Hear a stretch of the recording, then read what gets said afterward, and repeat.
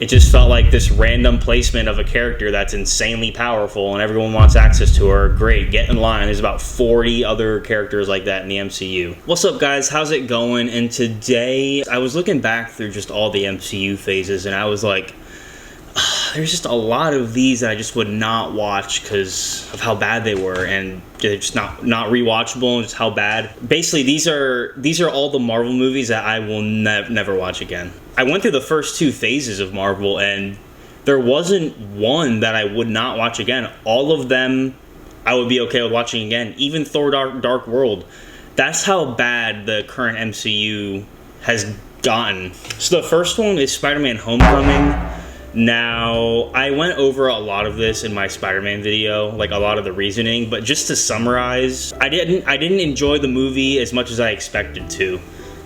You know, being a Tobey fan and all that, when I saw it, it didn't really feel like a Spider-Man movie to me, and it just felt really childish and stuff, and it's Spider-Man, I get it, but that's not how Spider-Man should feel the whole time. As a lot of you do know, I do prefer the darker, more serious tone. And I'm not saying Tobey was all that. I mean, it definitely has its moments. Spider-Man has its moments, but in Homecoming, it was just a little too much for me that he doesn't take anything seriously, it feels like. So, you know, the plot felt super random, and I didn't like how, you know, Tony, you know, overshadowed Peter's development. You know, I didn't love the high school comedic tone that much, and I think it's good for a little bit at the beginning, but the whole thing kind of feels like a rom-com in a way, how he's trying to get, you know, Liz.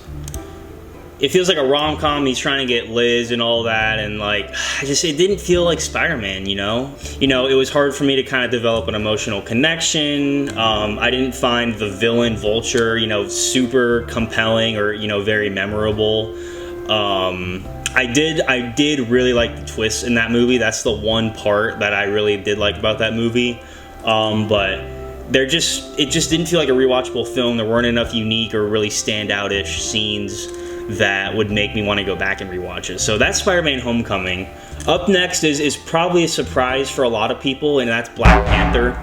You know, R.I.P. Chadwick. He's a great actor and stuff, but just Black Panther as a whole, I just couldn't get into it. You know, I thought the main conflict between T'Challa and Killmonger, it felt a little underdeveloped. It's hard to explain, but I don't know. It was just hard for me to, like, Killmonger's character arc just kind of felt rushed. That is basically what I'm trying to get at. You know, the CGI obviously was horrible, really, really bad, especially at the end. And again, not a lot of rewatchable, like, memorable scenes. Just the pacing of the film, like, it just felt really, really slow, and the fight scenes I thought would have mirrored what Black Panther did in Civil War, which were really, really epic, and he felt way weaker in Black Panther. And I kind of wish we saw the T'Challa we saw in Civil War, but as a Black Panther as a whole, his fighting felt really weak. So that's it for Black Panther. It wasn't a super memorable movie, and I have no urge to go back and rewatch it, kind of like I do for other MCU films. Up next is Spider-Man Far From Home. Now, I know a ton of people didn't like this, and I mean, again, it just felt way lighter, like a teen rom-com again, but instead of high school, this time they're in Europe, which I also wasn't a big fan of. You know, I think main part of Spider-Man's character is, you know, being in New York, other than those, like, Avengers projects, but, like, his main thing is doing stuff in New York and having battles in New York, and putting him in Europe, it didn't feel right at all. Like European vacation, I just couldn't get into it. I just kind of felt that, you know, Peter giving him the glasses and all that, it was a disaster from the beginning. The glasses themselves were so stupid, how anyone that just puts them on can just have this access to Tony's shit.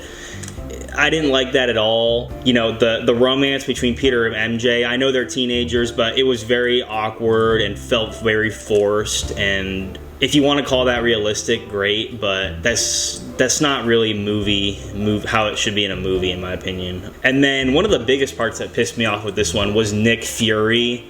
I am a huge Nick Fury fan, and they just tanked his character, not only in this film but in Secret Wars. But I mean, when I figured out that it wasn't even him that entire time, I was just like, you've got to be kidding me with this. Like, oh my gosh, it wasn't even him. So it's like, really? Like, it's like that whole time I was just like getting hyped for no reason, you know?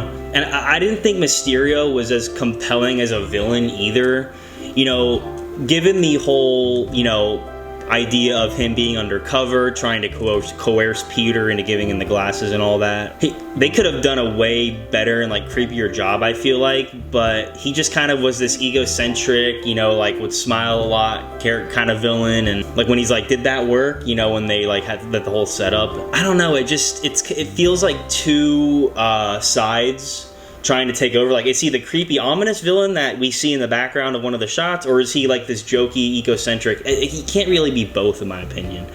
Again, not a lot of rewatchable scenes. I try and go back and watch like clips of it, and I'm just like, no, I don't care about this movie at all. And it did feel like just a filler episode, you know, after Endgame, and it didn't feel too important. Up next, we have Black Widow. Honestly, I prefer Natasha's appearances in the Avengers and Captain America movies more over like her solo movie, and the Black Widow solo movie didn't feel like it mirrored her character in the Avengers and Captain America Civil War and all those other Iron Man, all those other films.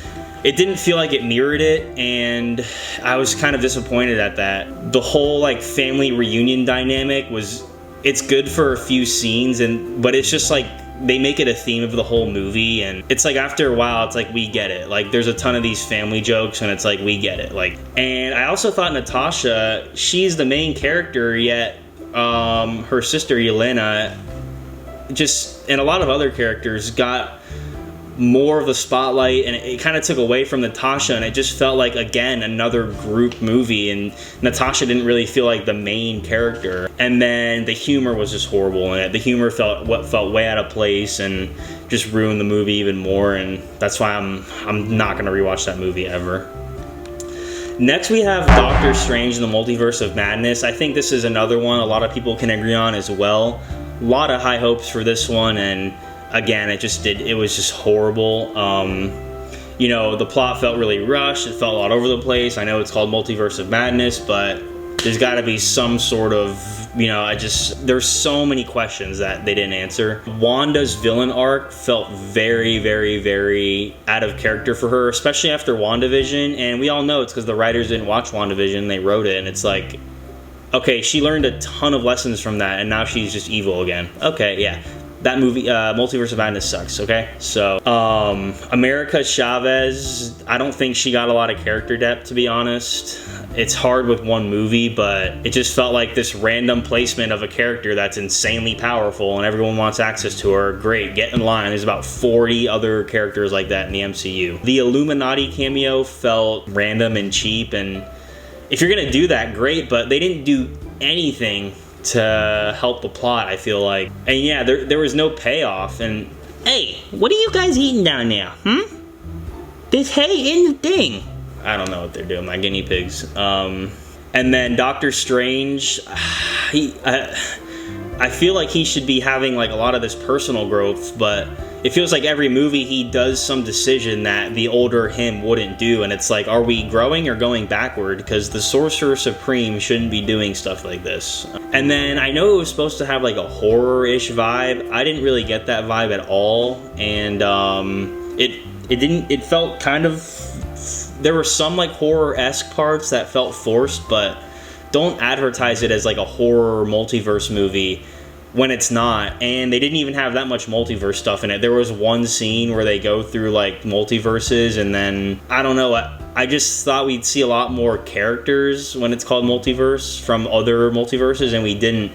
And Spider-Man No Way Home was more of a multiverse of madness in my opinion than Doctor Strange Multiverse of Madness. So it's not a movie that I want to watch again, so that's why it's on the list.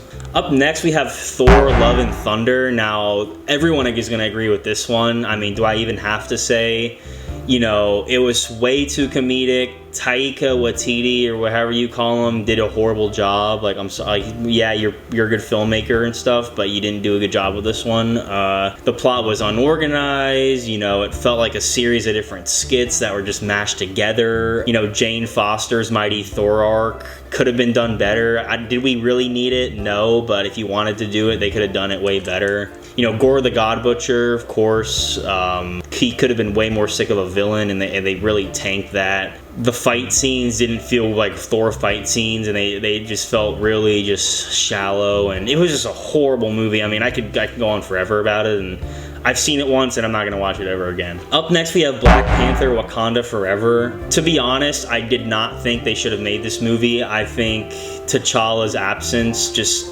made the movie feel, you know, incomplete in a way, and I know they want to keep things going with Wakanda and Shuri and stuff, but they should have just tried not to make it like another Black Panther movie. I don't know, like, they shouldn't have called it Black Panther Wakanda. They should have called it something else, but, you know, Shuri is the lead. It didn't feel super compelling, and it just didn't feel right. Namor was definitely an interesting villain, but his arc just felt really inconsistent, and after all the stuff he did to Wakanda, I feel like they forgave him way too easily, and like, he killed the queen and all that, and like, they don't like hate him at the end. I don't know, it's just there was a lot of stuff in the movie that was like that. It's like, why is this happening?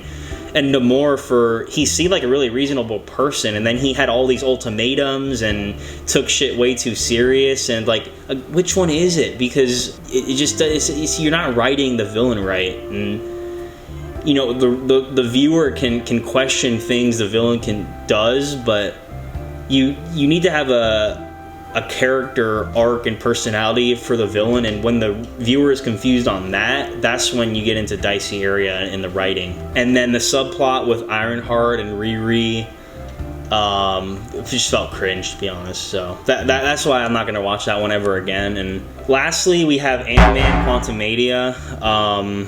Basically, my thing with this one is that Ant-Man just felt like a side character in his own film.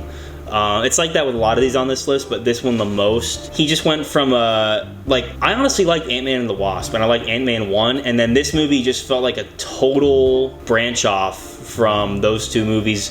They could have made it like the first two movies, and it would have been a success, I feel, but like, I don't know what they were trying to do. Maybe they had stuff with the Kang thing, but you know, Cassie is just, her character is really cringe, and her sudden like kids superhero moment, like, it just felt unearned, rushed, and you know, the pacing of the film just felt off. It dragged on at many points, and you're like, what is going on here? And I don't know, it didn't keep me in tune. It wasn't intense ever, and you know, the fact that he beats Kang at the end is like, okay, like, that shouldn't happen, you know. And then The Marvels, that's a movie I never watch and I never will watch, and it speaks for itself. So let me know if you agree with this list, and let me know if I got anything right or wrong in the comments, and let me know your list in the comments. Thank you guys so much for watching, and peace.